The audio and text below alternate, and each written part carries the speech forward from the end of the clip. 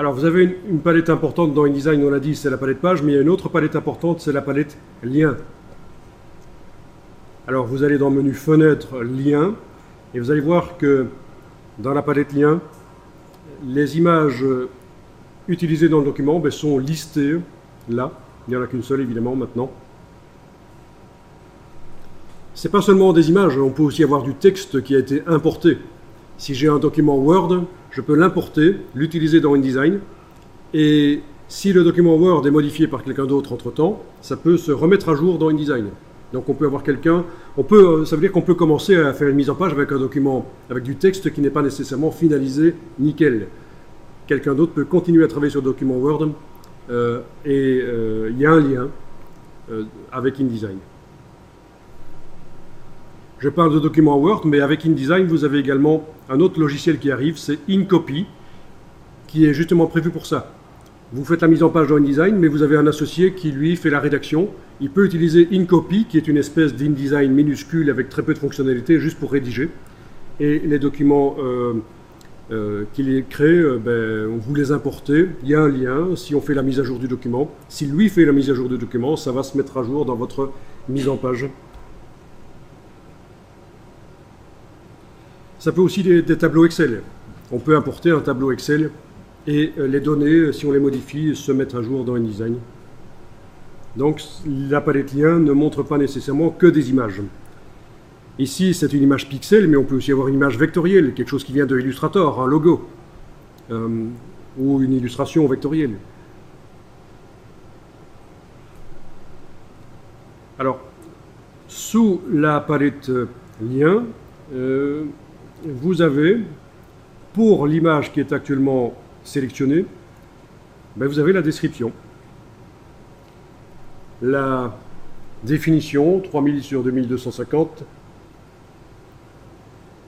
Et vous voyez qu'il s'agit d'une image RVB.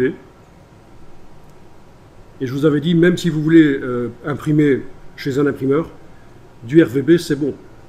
Au moment où vous faites le PDF, par menu fichier exporter, parce qu'en fait vous allez donner un PDF à l'imprimeur, vous n'allez pas donner le document InDesign. À notre époque, on donne les PDF. Bien, dans le PDF, ce sera du CMJN. Vous allez faire la conversion RVB vers CMJN à l'exportation du PDF. Certains imprimeurs acceptent même des fichiers PDF avec du RVB dedans, mais c'est plutôt rare. À ce moment-là, c'est eux, sur leur ordinateur, au moment de la création des plaques offset, ils vont faire la conversion vers CMJN. On a intérêt à faire cette conversion vers le CMJN le plus tard possible, au cas où on change de papier au dernier moment, par exemple.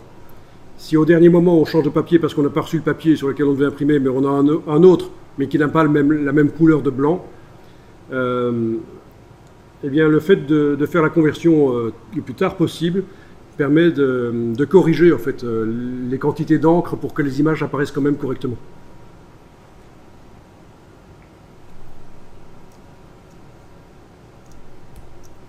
Ok, gardez la palette lien ouverte avec les informations. Ici, je vous montre un article d'un des sites de référence InDesign, InDesign Secrets. Donc pour avoir des astuces, il y a plein de choses là-dessus. Et c'est un article qui vous parle justement du fait qu'il vaut mieux utiliser des images RVB dans InDesign et les convertir en CMJN au moment de l'exportation. C'est écrit notamment par David Blattner, qui était vraiment une référence dans le monde de InDesign. Voilà, donc ça vous explique un peu tout ça.